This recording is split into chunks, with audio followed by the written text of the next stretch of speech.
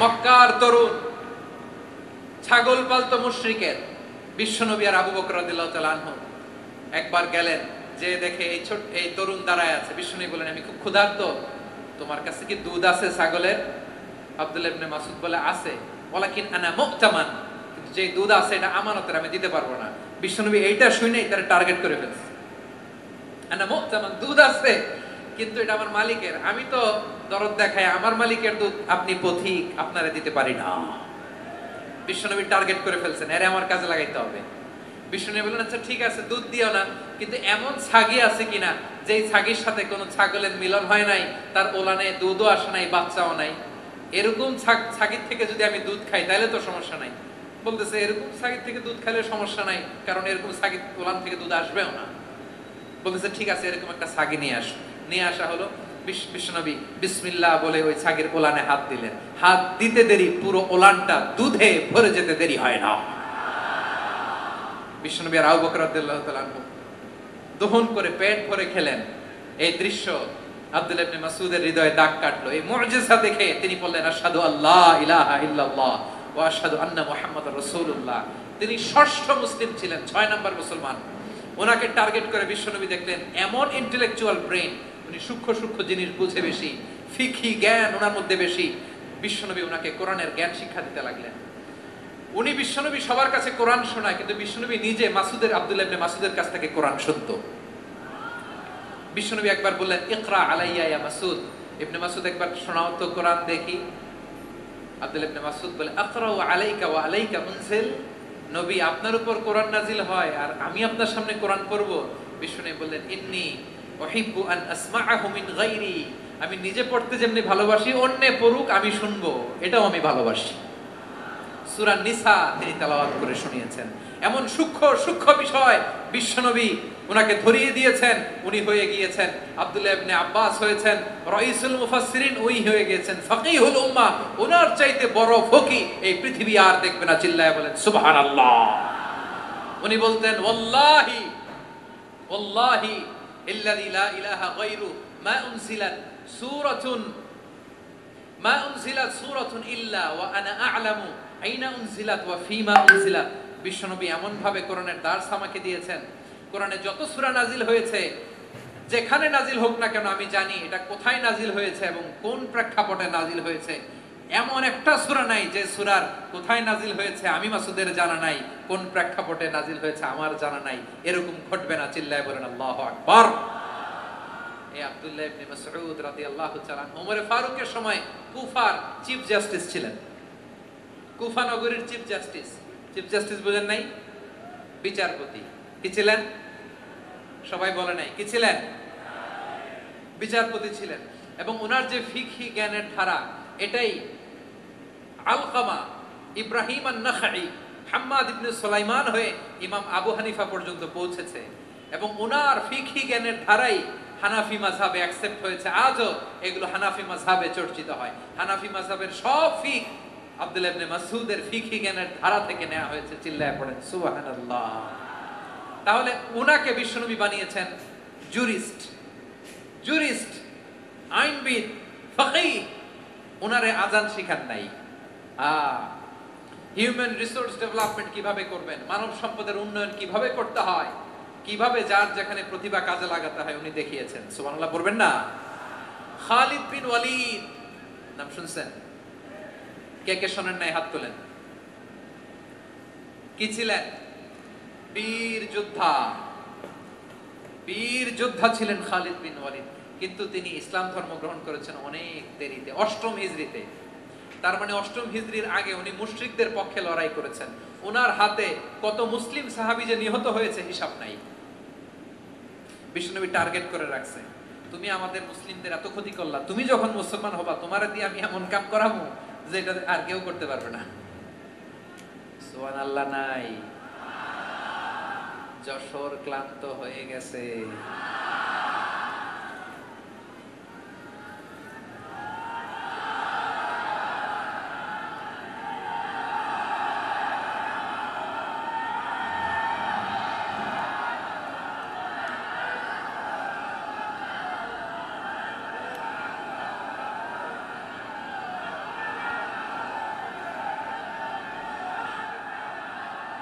মাশাআল্লাহ, বসুন বসুন বসুন। খালিদ বিন ওয়ালিদ রাদিয়াল্লাহু তাআলা অষ্টম হিজরিতে মুসলিম হয়েছেন, মক্কা বিজয়ের আগে। তো মক্কা বিজয়ের আগে যখন মুসলিম হয়েছেন, এর আগে কি করছেন? কাফিরদের সাথে যুদ্ধ করেছেন। উনি উহুদের যুদ্ধে মুসলমানদের যে পরাজয় পরাজয় ভাব, কঠিন পরিস্থিতির মুখোমুখি উনার কারণে পেছন থেকে এমন আতর্কিত আক্রমণ করেছেন, মুসলমানদেরকে কচুকাটা করেছেন। অষ্টম হিজরিতে আল্লাহ তাআলা হেদায়েতের নূর দিয়ে ওনার হৃদয়টাকে উজালা করে দিলেন। লা ইলাহা, এটা এমন বাণী যার হৃদয়ে একবার টাচ খাবে, এইটা থেকে সে আর পালিয়ে বেড়াতে পারে। ঝিনুকের ভেতর লুকিয়ে থাকে যেমন মতি, ঝিনুকের ভেতর লুকিয়ে থাকে যেমন মতি, কলমা শাহাদাতে আছে আল্লাহর জ্যোতি, কলমা শাহাদাতে আছে আল্লাহর জ্যোতি। ঠিক কিনা বলেন? মক্কা বিজয়ের আগে মুসলিম হলেন, হওয়ার পরে বিশ্বনবীর টার্গেট ফুলফিল হলো। ওই যে টার্গেট করে রেখেছেন আর দোয়া করেছেন, খালিদ বিন ওয়ালিদ যদি মুসলিম হয় তাকে আমি মিলিটারি চিফ বানাবো। ওনাকে আজান শেখান নাই, ওনার কান ধইরা নামাজের এই মাথা থেকে ওই মাথা আনান নাই, ফিকহি কোরআনের সূক্ষ্ম তাফসীর ওনারে শেখান নাই, অ্যাম্বাসেডর বানান নাই। বিষ্ণু ইসলাম উনাকে সামরিক অভিযানে প্রেরণ করেছেন। সামরিক অভিযানে তিনি প্রেরণ করেছেন। ওনার জীবদ্দশায় ওনার নেতৃত্বে যতগুলো যুদ্ধ হয়েছে, একটা যুদ্ধেও তিনি পরাজয় বরণ করেন নাই। ওমরে ফারুকের সময়কালে তিনি চিফ অফ মুসলিম মিলিটারি, মানে মুসলিম সেনাপতি হয়েছেন। যশোর, আওয়াজ করো, ঠিক কিনা বলো? সেনাপতি, মুসলিম সেনাপতি। তাহলে কিভাবে হিউম্যান রিসোর্স ব্যবহার করতে হয় গোটা বিশ্ব আমার নবীর কাছ থেকে শিখে নাও। খালিদ বিন ওয়ালিদ, ওনাকে বিশ্বনবী একটা উপাধি দিয়েছেন। উপাধিটা হচ্ছে সাইফুল্লাহিল মাসলুল, আল্লাহর নাঙ্গা তরবারি, আল্লাহর খোলা তরবারি, দ্য ওপেন সোর্ড অফ আল্লাহ। খালিদ বিন ওয়ালিদ মুসলিম সেনাপতি। হাসান বিন সাবিত, নাম শুনছেন? দেখি উনি কি ছিল বলেন। রাসূলের সভা কবি, কালচারাল হিজিমনিকে ডিফিট করার জন্য। উনি ভালো অস্ত্র চালানো জানতেন না, ওই কাজে উনি যেতেন না। ওনার ছিল কাব্য প্রতিভা। কাব্য প্রতিভা, কাফিররা কবিতা দিয়ে নবীকে গালি দিত। বিশ্বনবী বলতেন, ইয়া হাসান আজিব আন রাসূলিল্লাহ, তুমি নবীর হয়ে কাফেরদের এই কথাগুলোর জবাব দাও। বিশ্বনবীর একটা মিম্বার ছিল। বিশ্বনবীর মিম্বারের পাশাপাশি মসজিদে নববীতে এই হাসান বিন সাবিতের জন্য বিশ্বনবী একটা স্পেশাল মিম্বার বানিয়ে দিয়েছেন। এখান থেকে তুমি জবাব দাও। এবং বিশ্বনবী বলেছেন, আল্লাহুম্মা আইয়িদহু বিরূহিল কুদুস, আল্লাহ হাসান আমার পক্ষে জবাব দেয়, তুমি জিব্রাইল মারফত তাকে সাহায্য পাঠায়া দিও। রাসূল সাল্লাল্লাহু আলাইহি ওয়াসাল্লামের সভা কবি, the poet of the prophet, নবীর কবি। তিনি কবিতা দিয়ে, এমন উচ্চাঙ্গের ভাষায় কবিতা দিয়ে তিনি জবাব দিতেন, কাফিরদের গা শিহরে যেত, তাদের হৃদয়ে আগুন ধরে যেত। তাহলে এরকম কবিরও দরকার আছে না নাই? এখন যাকে আল্লাহ দিছে কাব্য প্রতিভা, এরা যদি আপনি যুদ্ধের ময়দানে পাঠান হবে? যারে দিছে সুরেলা গলা, এরা যদি অ্যাম্বাসেডর বানান হবে না। হাসান বিন সাবিত ছিলেন বিষ্ণু ইসলামের কবি। হুযায়ফা ইবনুল ইয়ামান বিশ্বনবীর গোয়েন্দা বিভাগের প্রধান। কিসের প্রধান? হুযায়ফা ইবনুল ইয়ামান। ওনার ছিল ডিটেকটিভ মাইন্ড, ডিটেকটিভ মাইন্ড, গোয়েন্দা বিভাগের প্রধান। এবং উনি হচ্ছেন সাহিবু সিররি রাসূলিল্লাহ, রাসূল সাল্লাল্লাহু আলাইহি ওয়াসাল্লামের গোপন তথ্যের ধারক বাহক। নবীর যেই কথা কেউ জানে না, সব হুযায়ফার পেটের ভিতরে ছিল। সুবহানাল্লাহ পড়ে।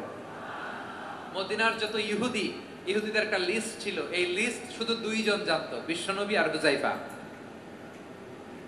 সুবহানাল্লাহ পড়বেন না? তাহলে উনাকে কোন দায়িত্ব দিছে? কোন বিভাগ? যশোর, আওয়াজ করো, কোন বিভাগ? গোয়েন্দা বিভাগের হেড ছিল। খন্দকের যুদ্ধে প্রচন্ড আজকের মতো শৈত্য প্রবাহ, মাটি খনন করতে করতে সাহাবীদের পেটে ক্ষুধা নাই, দাঁড়াইতে পারে না নামাজের জন্য, এত ক্লান্ত, ক্ষুধা ক্লান্ত।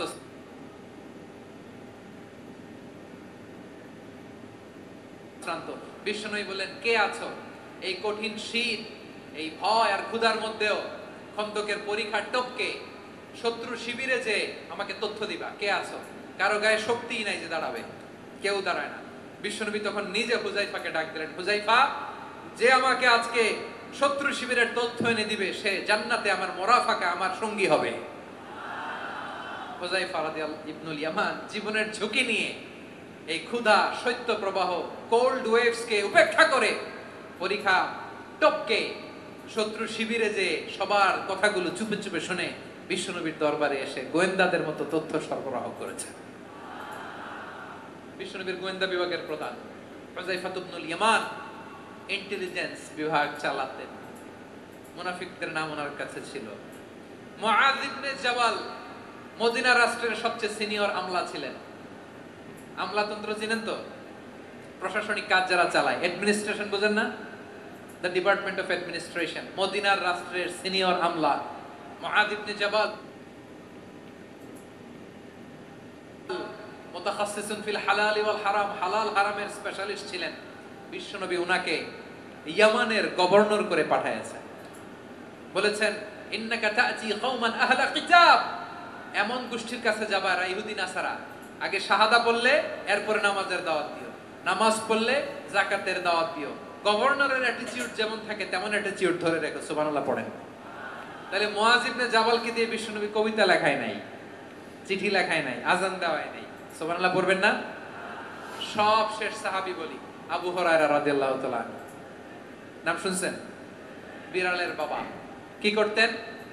খালি হাদিস মুখস্থ করতেন। উনি বলতেন, আলজামু রাসূলুল্লাহ আলা মিলই বাতনি, আমার শুধু পেটের ক্ষুধার বন্দোবস্ত হইলে আমি নবীর সঙ্গ ছাড়তাম না। আমার আনসার সাহাবারা ক্ষেত খামারের কাজ করতো, আমার মুহাজির সাহাবারা ব্যবসা করতো, আর আমি নবীর সাথে সাথে থাকতাম। শুধু সকাল বিকাল দুই বেলা যদি আমার খাবারের বন্দোবস্ত হয়, আমি আর নবীর লগ ছাড়ি না। সুবহানাল্লাহ কইবেন না? 5374টা হাদিস তিনি বর্ণনা করেছেন। সবচেয়ে বেশি হাদিস বর্ণনাকারী সাহাবী। হাদিস প্রিজার্ভেশনের কাজে বিশ্বনবী ওনাকে কাজে লাগিয়েছেন। উনি একদিন বলেন, ইয়া রাসূলুল্লাহ আসমাউ মিনকা কাসীরান ফালা আহফাজু, নবী অনেক কথা শুনি আমার মনে থাকে না। বিশ্বনবী বললেন, তাই তুবসুত রিদাক, তোমার চাদরটা বিছাও। আবু হুরায়রা বিছালেন, বিশ্বনবী হাত বুলায় দিলেন, এরপরে অনেক হাদিস বর্ণনা করলেন। আবু হুরায়রা বলে, তারপর থেকে বিশ্বনবী যাই বর্ণনা করে আমি শুনি আর একটাও বলি না। সুবহানাল্লাহ। বিশ্বনবী ওনাকে হাদিস প্রিজার্ভেশন, নবীর এই যে লক্ষ্য হাদিস প্রিজার্ভেশনের এই দায়িত্ব দিয়েছেন সাইয়েদনা আবু হুরায়রা রাদিয়াল্লাহু তাআলা আনহুকে। প্রিয় ভাইরা, তাহলে 10 জন সাহাবীর কথা যে বললাম, আপনারা কি খেয়াল করেছেন কত বড় ট্যালেন্ট হান্টার, চৌকস ট্যালেন্ট হান্টার ছিল আমার নবী। এক এক জনের এক এক ট্যালেন্ট, এক এক কাজে অ্যাসাইন করেছেন, এক একজনকে এক এক দায়িত্ব দিয়েছেন, এক একজনের প্রতিভাকে এক এক ভাবে বিকশিত হওয়ার সুযোগ দিয়েছেন। আওয়াজ করে বলেন ঠিক কি না? এখন আমার পর্দার আড়ালে আমার মায়েরা বলবে, এতগুলো পুরুষ সাহাবীর কথা বললো, নারী সাহাবীরা কি কিছু করে নাই? হ্যাঁ, একজন নারী সাহাবীর কথা বলে মোনাজাত হবে, দোয়া ছাড়া কেউ যাব না। রুফাইদা আল আসলামিয়া রাদিয়াল্লাহু তাআলা আনহা, ওনার বাবার নাম সাআদ আল আসলামি। বিশ্বনবী কি খেয়াল করলেন দেখেন, সাআদ ছিল মদিনার বড় ডাক্তার। এই নারী সাহাবী রুফাইদা বাবার কাছ থেকে চিকিৎসা বিদ্যা শিখেছেন। যখন শিখছে, বিশ্বনবী দেখলেন আমার তো প্রতি সপ্তাহে সপ্তাহে যুদ্ধে আহত সাহাবীদের সেবা দিবে কে? বিশ্বনবী রুফাইদাকে বললেন, রুফাইদা তুমি মসজিদে নববীর পাশে একটা মেডিকেল ক্যাম্প করো। এই যে সাকিনা আদ্দিন মেডিকেলের আমার ছাত্রী বন্ধুরা শুনে রাখো, তোমাদের আইকন হচ্ছে রুফাইদা আল আসলামিয়া। বিশ্বনবীর ডিরেকশন অনুযায়ী তিনি মসজিদে নববীর পাশে একটা মেডিকেল ক্যাম্প করলেন এবং আহত সাহাবাদের চিকিৎসা উনি ওনার টিম নিয়ে দিতেন। বিশ্বনবীর পরামর্শে উনি আনসারী এবং মুহাজির মহিলা সাহাবীদেরকে নিয়ে একটা স্পেশাল মেডিকেল টিম গঠন করলেন। খায়বার যুদ্ধে 7ম হিজরিতে যখন বিশ্বনবী যায়, উনি ওনার টিম নিয়ে আসলেন, বললেন, ইয়া রাসূলুল্লাহ আমরা তো তলোয়ার চালাতে পারি না, আমরা তো তীর মারতে পারি না, আপনি যদি অনুমতি দেন খায়বার অভিযানে আমি আমার টিম নিয়ে মেডিকেল টিমের সেবাটা সার্ভিসটা দিতে চাই। পড়েন সুবহানাল্লাহ। বিশ্বনবী অনুমতি দিলেন, যোদ্ধা সাহাবীদের সাথে রুফাইদা আল আসলামিয়া উনিও মেডিকেল টিম নিয়ে অগ্রসর হলেন। খায়বারের প্রতিটা আহত ইনজুর্ড সাহাবী যারা ইনজুরির শিকার হয়েছেন সবাই রুফাইদা আল আসলামিয়ার এই মেডিকেল ক্যাম্প থেকে চিকিৎসা সহায়তা পেয়েছেন। সুবহানাল্লাহ পড়েন। দেখেন কিভাবে বিশ্বনবীর ট্যালেন্ট বাছাই করতেন। আপনি অবাক হবেন, বাহরাইনের মেডিকেল ইউনিভার্সিটিতে রুফাইদা আল আসলামিয়া মেডিকেল প্রাইজ অ্যাওয়ার্ড প্রতি বছর দেওয়া হয়। যদি 8 দিনের এই মেডিকেল, আমার বোনেরা যদি জেনে থাকো জানো, না হলে নতুন করে জানো, সার্চ দিও রুফাইদা আল আসলামিয়া মেডিকেল অ্যাওয়ার্ড বাহরাইনের ইউনিভার্সিটিতে দেওয়া হয়। প্রিয় ভাইয়েরা, তাহলে আলোচনার সামারি আমরা করি। বিশ্বনবী যার যেখানে ট্যালেন্ট তাকে ওইখানে কাজে লাগাতেন। আওয়াজ করে বলেন ঠিক কিনা? বিশ্বনবীর সভাকবি ছিলেন। এরপরে হুযায়ফা ইবনুল ইয়ামান কি ছিলেন? গোয়েন্দা বিভাগের প্রধান। মুআদ ইবনে জাবাল কি ছিলেন? সিনিয়র আমলা, ইয়ামানের গভর্নর। আবু হুরায়রা রাদিয়াল্লাহু তাআলা আনহু হাদিস প্রিজার্ভেশনের কাজ করেছেন। আর আমাদের রুফাইদা আল আসলামিয়া রাদিয়াল্লাহু তাআলা আনহা কি ছিলেন? নার্স ছিলেন। নার্স হয়ে মেডিকেল সেবা দিয়েছেন। প্রিয় ভাইরা, পুরো আলোচনার যদি সামারি করি তাহলে বিশ্বনবী যেভাবে হিউম্যান রিসোর্সকে ম্যানেজ করেছেন, যার যেখানে প্রতিভা কাজে লাগিয়েছেন, আমরাও যদি করি আমাদের বাংলাদেশের চিত্র আমরা পাল্টে দিতে পারবো। আমরা শুরুতে শুনেছি মানুষের আছে অসীম সম্ভাবনা, প্রতিটা মানুষ অনন্য, যত্ন নিলে, যথাযথ পরিচর্যা করলে মানুষ বিশ্ব জয় করতে পারে, ঠিক কিনা? আমাদের হাফেজে কোরআনের সামনে দাঁড়াতে পারে এমন কোন হাফেজে কোরআন আল্লাহর জমিনে জন্ম হয় নাই। গোটা বিশ্ব কাঁপিয়ে তারা সেরা, আমাদের ক্রিকেটাররা সেরা, আমাদের তৈরি পোশাক শিল্প সেরা। এরকম অনেক অনেক সেরা জিনিস আছে, আমরা এগুলোর নার্চারিং করতে পারি নাই, পরিচর্যা করতে পারি নাই, সঠিক তারবিয়াতের অভাব। তাহলে মানুষের অসীম সম্ভাবনাকে কাজে লাগাতে হবে, ঠিক কিনা বলেন? ইউনুস গভর্নমেন্টকে আমি বলবো, অল্প সময়ের জন্য আপনারা এসেছেন, সংস্কারও করতে হবে, আবার নির্বাচনও করতে হবে। সব সংস্কার হয়তো করতে পারবেন না, যতটুকু পারবেন এর মধ্যে আমাদের যে হিউজ ম্যান পাওয়ার, আমাদের যে মানব সম্পদ, হিউম্যান রিসোর্স, এটাকে ডেভেলপ করে আপনাদের যেতে হবে।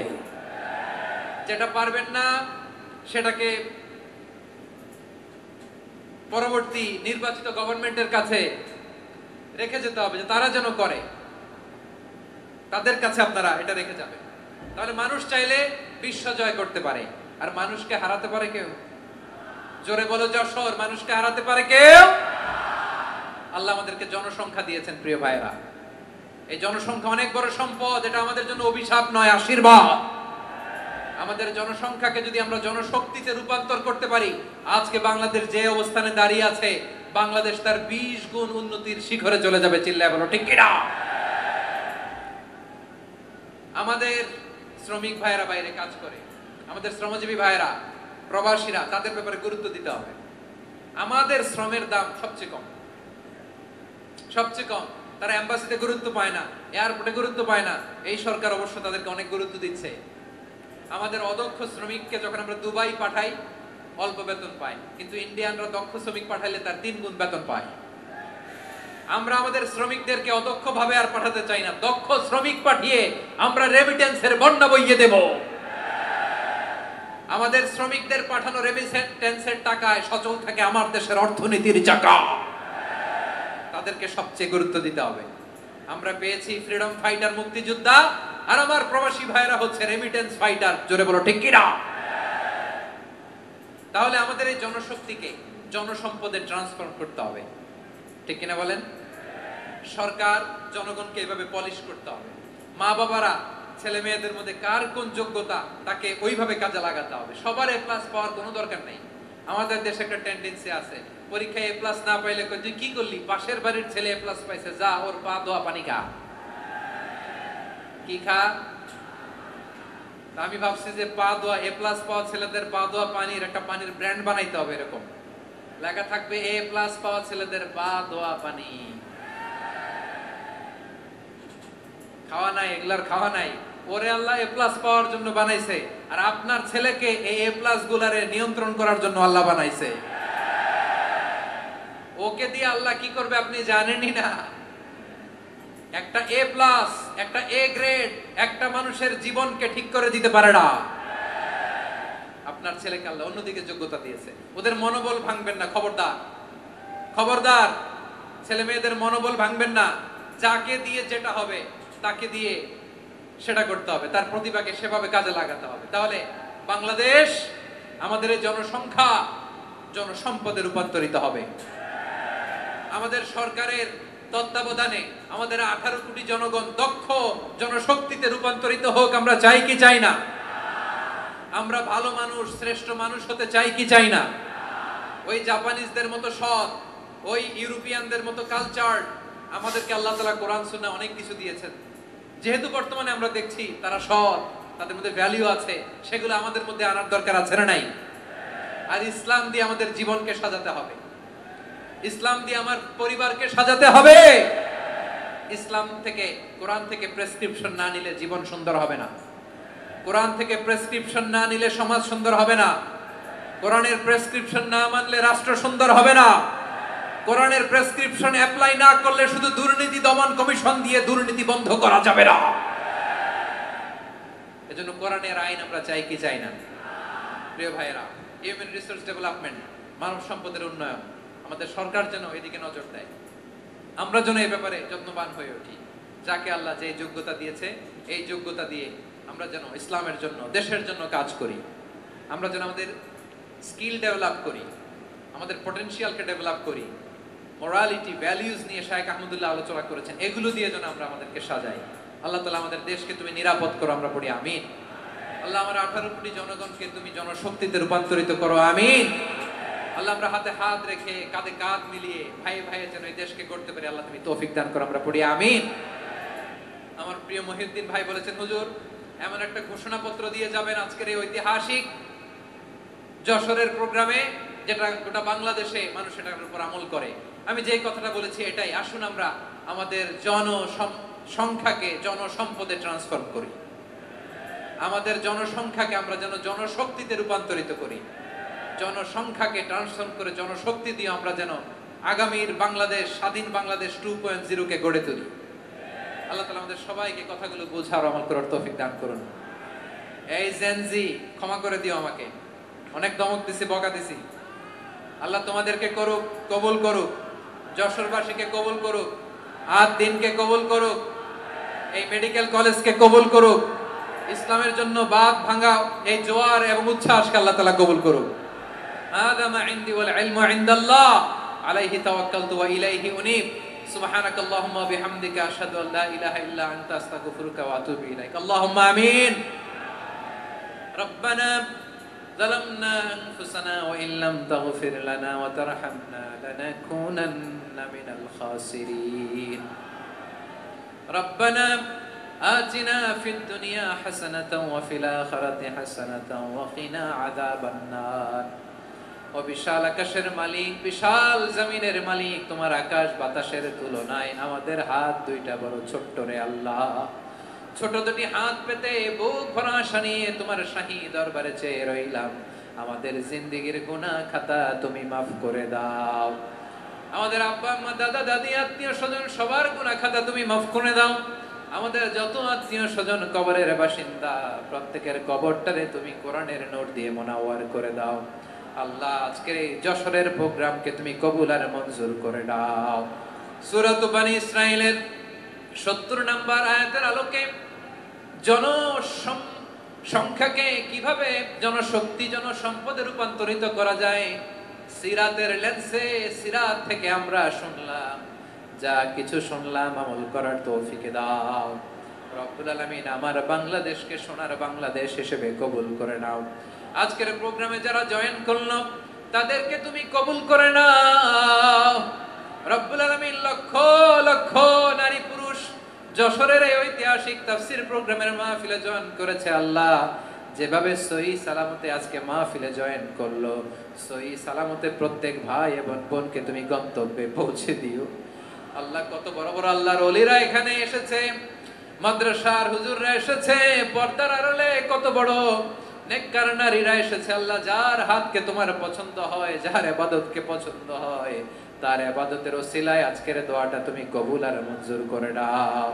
রব্বানা তাকাব্বাল মিন্না ইন্নাকা আনতাস সামিউল আলিম ওয়া তুব আলাইনা ইয়া মাওলানা ইন্নাকা আনতাত তাওয়াবুর রহিম। সুবহানাকা রাব্বিকা রাব্বিল ইজ্জাতি আম্মা ইয়াসিফুন